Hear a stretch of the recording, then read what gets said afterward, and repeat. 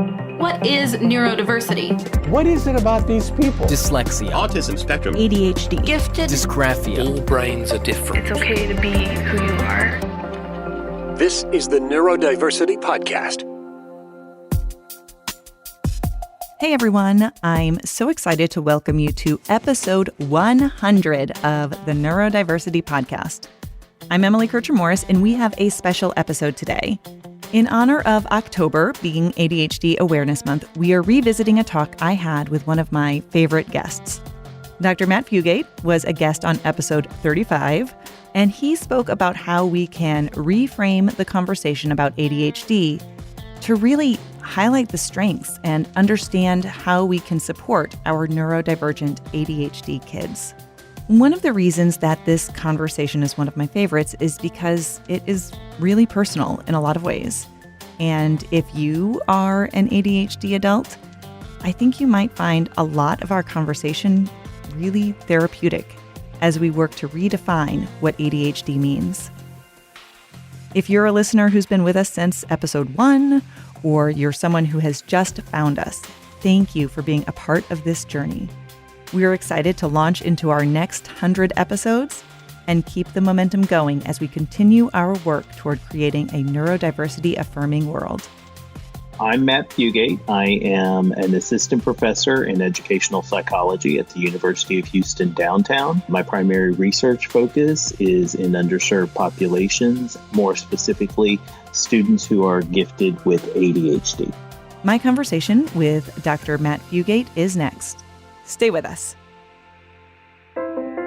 Identifying, supporting, and challenging gifted and twice-exceptional students is often difficult for school districts. But Emily Kircher-Morris's new book, Teaching Twice-Exceptional Learners in Today's Classroom, provides guidelines and a unique approach for identifying and understanding 2E students. It includes strategies that will help educators and administrators provide strength-based instruction, motivate twice-exceptional learners, and even help them with self-regulation. It contains important information to help educators advocate for 2E students, including things you need to know about individualized education plans and the Section 504 plan process.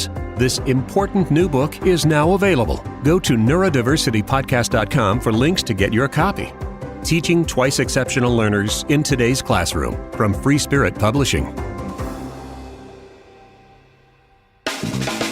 You're listening to the Neurodiversity Podcast.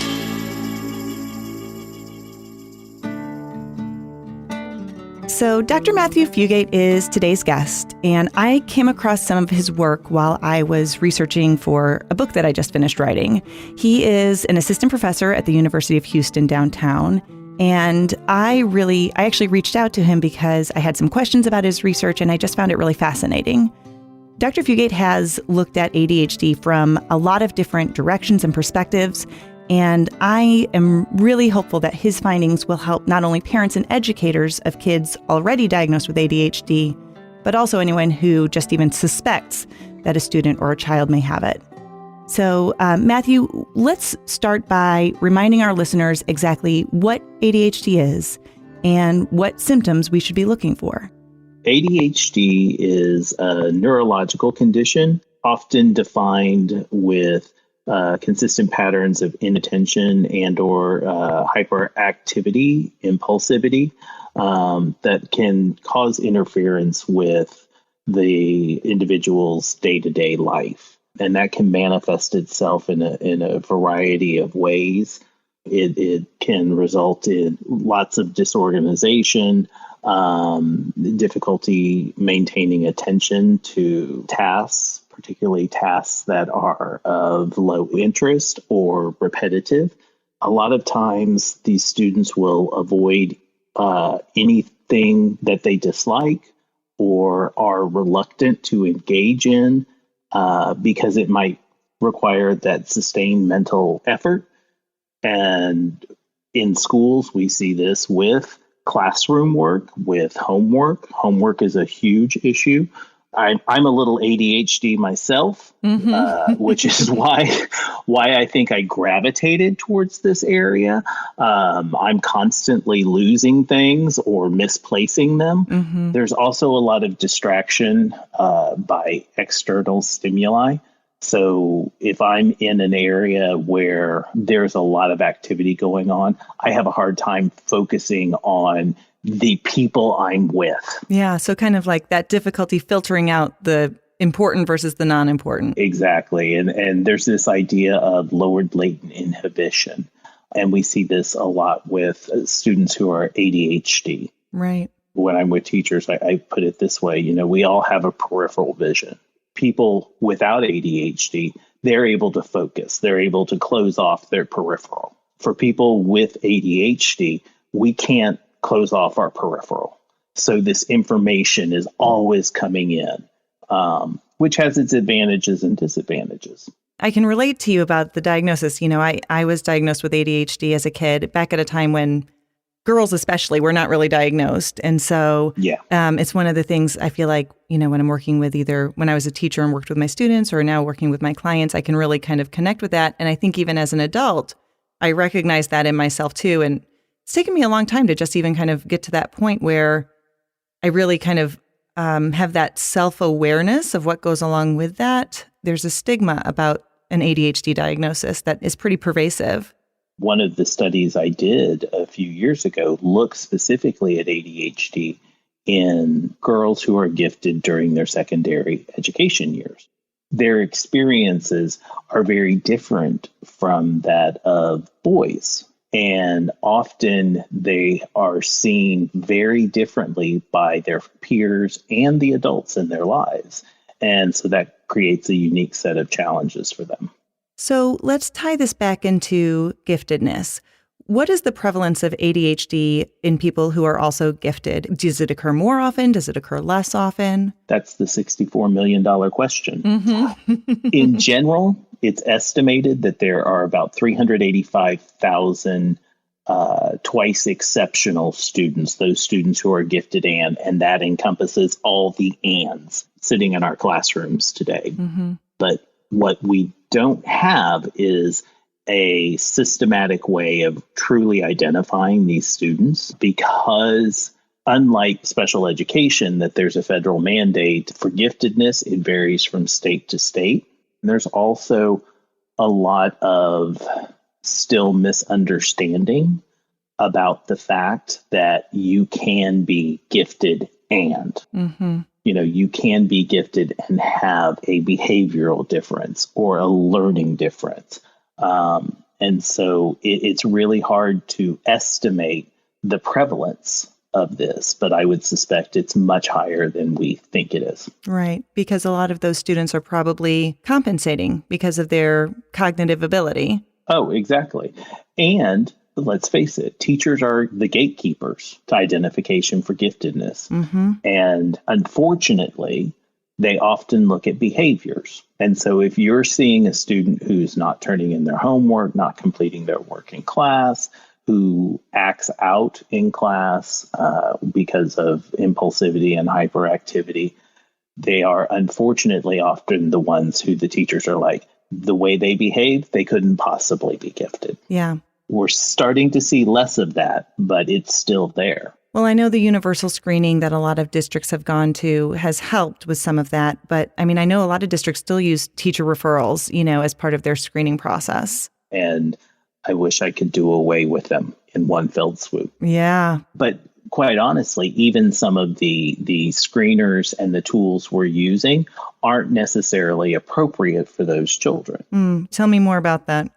They still get missed because one of the issues with people with ADHD is this breakdown in the executive functioning of working memory, that ability to hold things in mind, in the purest layman's term, hold things in mind just long enough to carry out a task.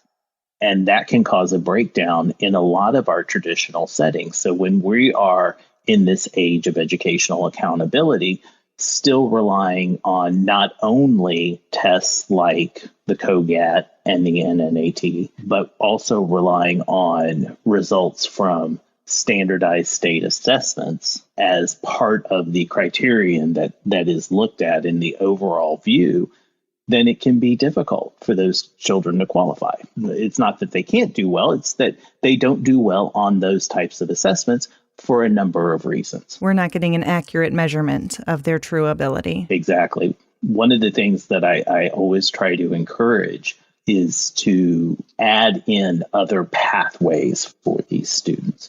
So using things like Torrance tests of creative thinking abilities, using things like the Hope Scale, where it gives a better picture of these students' abilities.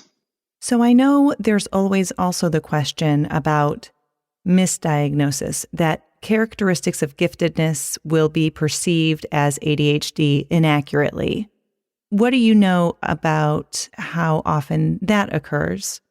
We don't know. We have no empirical evidence one way or another on this idea of misdiagnosis.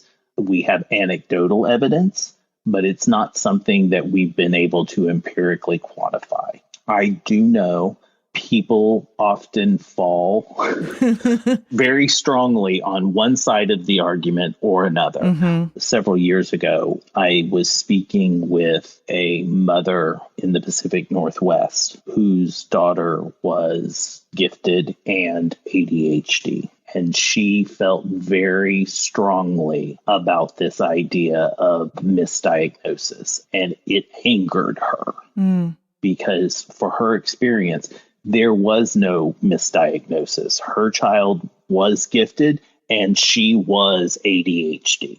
Mm-hmm. And we know if you start to look at the characteristics between these two, being gifted and having ADHD, we see a lot of overlap, as much as 80% in some of the characteristics. So the potential for misdiagnosis, I would never say outright it's not there, but it can be a controversial topic. Let's talk about some of those characteristics, when you so if you think of the Venn diagram, so we've got the gifted on one side and then the ADHD on the other. And so what are some of those characteristics of the kids, that kind of fall in both of those realms? They're the twice-exceptional gifted ADHD kids. Not doing work that doesn't interest them. Get easily bored with repetitive tasks. Hyperfocus in areas of high interest, which when you're dealing with those kids, gifted and ADHD, when you get any of these three groups in a situation where they are highly interested, then the struggle becomes to transition them away from that experience into something else. Mm-hmm. There can be a lot of angst among our gifted kids who become frustrated sometimes with peers that aren't on their intellectual level. And so they have a hard time building relationships with same age peers. And when we look at our students with impulsivity issues related to ADHD, maintaining those friendships with peers can be difficult. Yeah. So you start to get a lot of these little things that can look alike. And it's out of that this idea of misidentification, misdiagnosis has been born. It's confusing. You see a student who is able to focus when it's a preferred activity, but then when it's something that they're not really interested in, they couldn't force themselves if they tried. I mean, it's just too much for that task initiation and that persistence to be able to get through that. But it gets interpreted as laziness, right, or lack of motivation. And, it breaks my heart for those kids because it's more than that, and then that becomes sometimes a self-fulfilling prophecy, I think, as they internalize some of those messages. Definitely. Looking back at this study with the gifted girls, one of my participants, Leah, related a story about being in science class and how her science teacher didn't understand her because she struggled in that class. She would sometimes act out in that class. So this teacher moved her toward the back of the classroom. Well, that happened to be right next to the fish tank. So here she is in a class where she struggles, she feels like the teacher doesn't understand her, so she has a hard time focusing anyway. So where did her attention go? She's watching the fish. Yeah. Right? And then she talked about how the teacher would ask her a question. Her mind had gone elsewhere. She wasn't really sure where the conversation had gone. She would attempt to answer what she thought the question was. And she said, I would get it wrong. And then I felt stupid. Mm-hmm. And that's heartbreaking. Yeah. It's really hard to overcome that when it does become ingrained in your identity. Yeah. Yeah. Tell me about the connection between ADHD and creativity. How do those things connect and overlap? So there have been several studies that have looked at this question. White and Shaw have done a lot of work looking at this. I looked at it comparing students who were gifted without ADHD characteristics and those with those characteristics of ADHD. White and Shaw found that those students who were also ADHD had a preference for idea generation. And they tied it to this idea of lowered latent inhibition because they're constantly taking in all this information. Those students with ADHD really were able to come up with these fascinating, creative, thoughtful ideas. And it was the students without ADHD who had a preference not for idea generation, but taking those ideas and culling through them. Mm-hmm. What's the most practical? How can we make it work? Yeah. When I looked at the students, comparing students, and these were students from 5th grade through high school, through 12th grade, just looking at levels of creative thinking using the Torrance test, we found that the group that was gifted with ADHD were significantly higher in their creative thinking ability, divergent thinking ability, than the students who were gifted without those characteristics. And so it was fascinating because ours was the first study to really look specifically at giftedness and gifted ADHD in that capacity, because all the previous studies had been of mixed ability levels. Right. And what was exciting is when we looked at the effect size, you can get statistical significance, but does that actually mean anything? And when we looked at the effect size, we found we got a score of 0.86, which means not only was it statistically significant, it was practically significant. It meant something, which translates into we have to make changes in our classroom to meet the needs of these students, to build up that ability for creative thinking. Yeah. I feel like people, when they think about creativity, they lump it into fine arts. Yeah. And I think gifted ed teachers in general, I think they have a different conceptualization of that, just from my experience working in the gifted ed classroom. Yes. But sometimes we forget about the different ways that creativity can manifest. Exactly. And understanding that there is creativity in math, in science, in language arts, in history and social studies. And how do you pull that out? Schools have become so focused on the critical thinking aspect that the creative thinking piece has gotten lost. And I'll be honest, I have come across even teachers of gifted students who still think when you talk about creativity, they think artistic ability. They think of those fine arts ties to creativity, not the thinking outside the box. The divergent thinking. Exactly.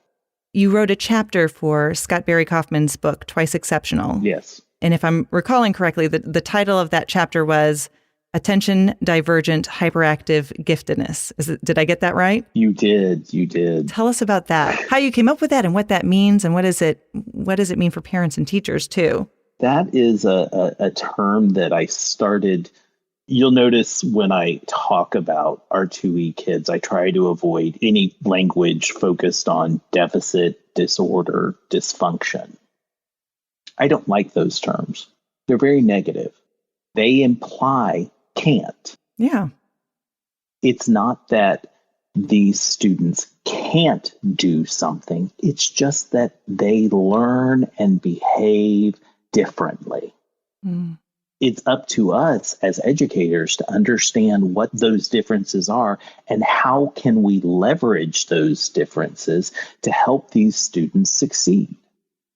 And so in playing around with attention deficit hyperactive disorder, I was trying to think of how can we build this in a positive way that really highlights who these students are and the strengths that they have, not the deficit. And so just started playing around with it, and we came up with ADHD. It's not attention deficit, it's divergent attention, hyperactive giftedness. I'm passionate about this. I'm creative. I have all these ideas. And so I always say every time I present on this, I'm like, start spreading it. Stop calling your kids ADHD. They're ADHD. And so in that chapter, I was trying to really highlight that this is a paradigm shift that we need to start thinking about when we're working with these students.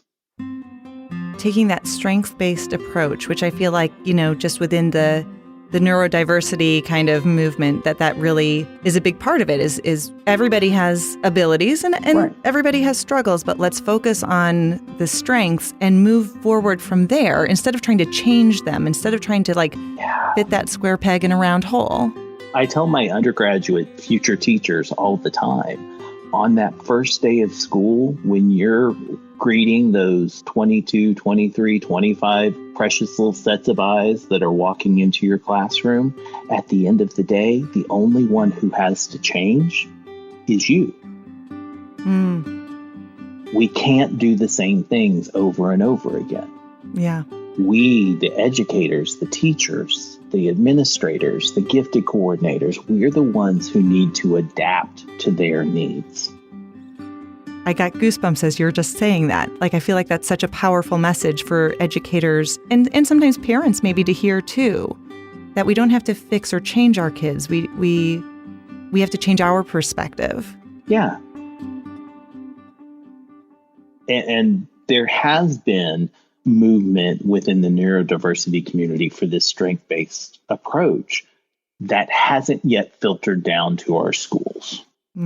We still tend to operate in school from a deficit perspective. I mean, think about the IEP and annual review meetings that parents sit in. When I present, I kind of paint the picture of, these parents walk into this big conference room and it's filled with very important people. And if you don't believe me, just ask them, because they're going to go around and introduce themselves and tell you how important they are. That's exactly how it is. Yeah. Exactly. And, and they all are carrying big files of paper, right? And after you've gone through and made the introduction, the first thing that happens, generally, the diagnostician or the head of the special education department will begin to talk about all the things the child can't do.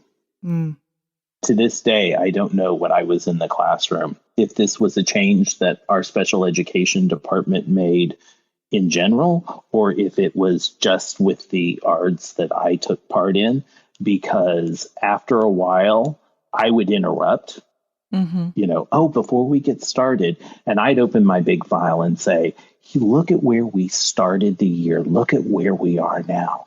Let me tell you about some of the great things that your child has been doing. Let's talk about all the growth and the areas of interest that we've discovered that we've been able to use in the classroom.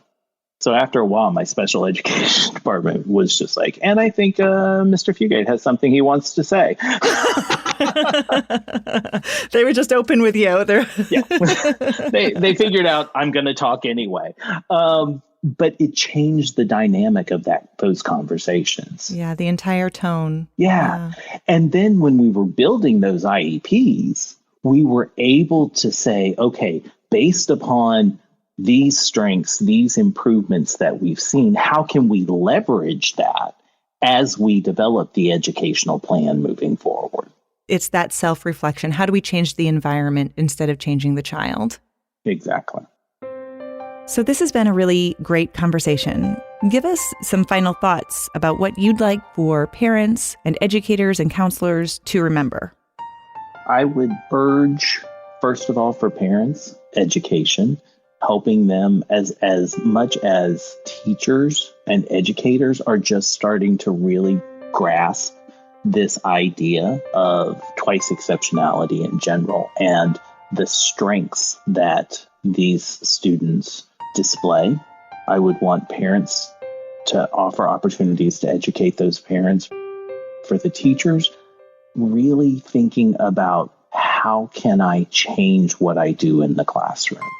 These students have a very global view, and our education system isn't built currently to meet those needs. We are a very skills-based system still. But for these kids, they take a very global view. They need a relevant problem. And as they are addressing that relevant problem, then we can introduce those skills, what Joe Renzulli calls that just-in-time teaching. I'm going to introduce these basic skills when you need them, because now it will be relevant. Rather than working from skills up, we need to work from the big problem down. They need to know what the point is. Why am I doing this? Exactly. Why am I doing this? It's important. It's important for these kids. So I would really encourage teachers to look at what they're doing in their classrooms. And quite honestly, it's going to be good for more than just their 2E kids. Dr. Matthew Fugate, thanks. Thank you for having me. I appreciate it.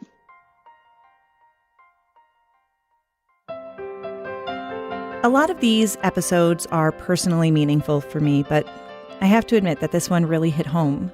I think that I've probably just come to terms with what it means for me to be twice exceptional with a diagnosis of ADHD probably within the last 3 years or so.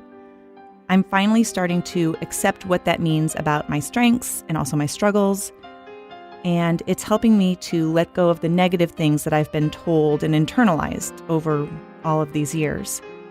And the memories that I have about my own journey with ADHD are seared into my mind, like the time the teacher didn't think I should be allowed to attend the gifted program because I wasn't getting my homework turned in.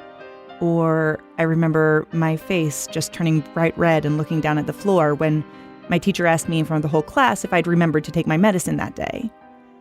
I cried when I wasn't invited to go to the movies with a friend because their parents thought I was too hyper. I didn't understand it, and I don't think anyone else around me really did either. If you've listened to this show before, you know that I am not afraid of labels. It kind of reminds me of Harry Potter and He Who Shall Not Be Named. If you're afraid to talk about something and call it what it is, you can't have power over it or harness it. ADHD, like giftedness and autism and any other diagnosis, is both yin and yang. Our kids, whether you're their parent or you're their teacher, they deserve the gift of self-understanding so they can grow into who they're meant to be.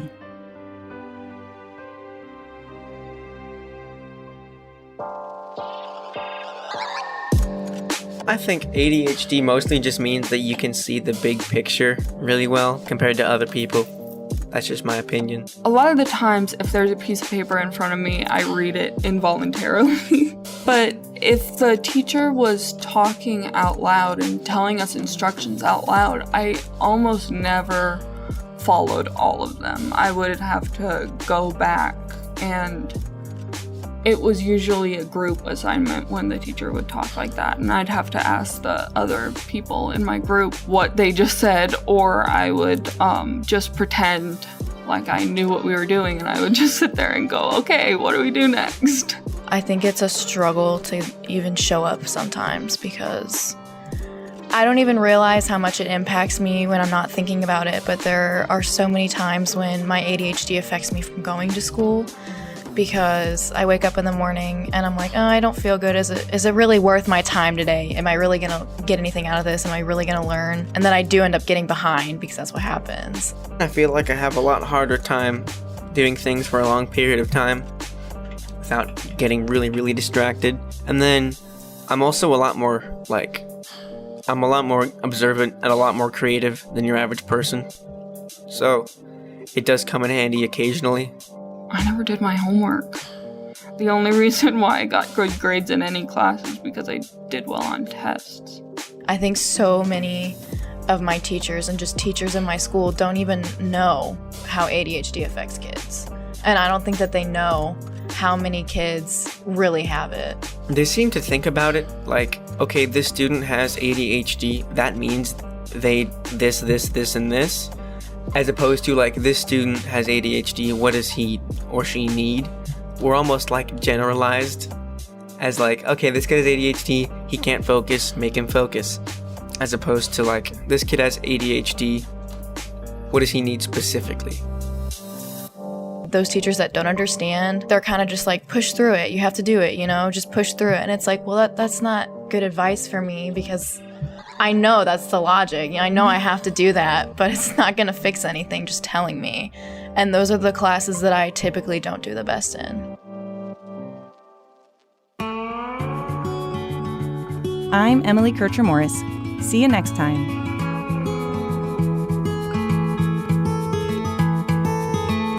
There's no one like you, my little girl.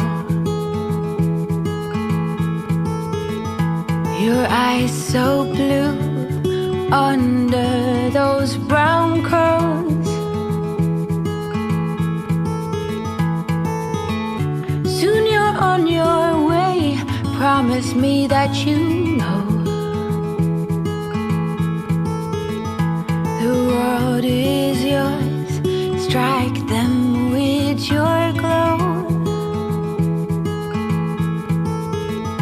Go on now, be good, be fine, live your life, dream big, don't forget to be kind, live, it's your life.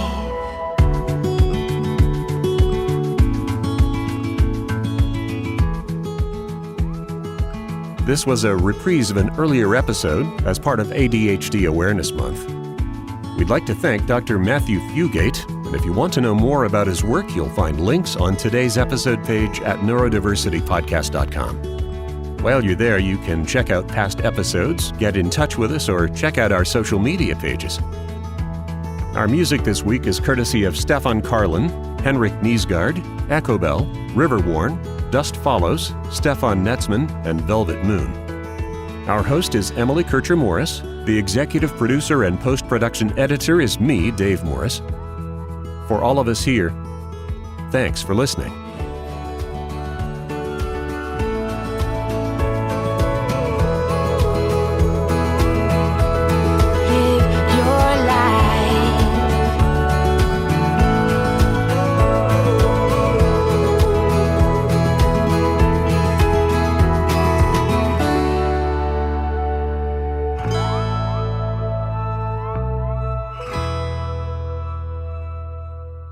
This podcast is a production of Morris Creative Services.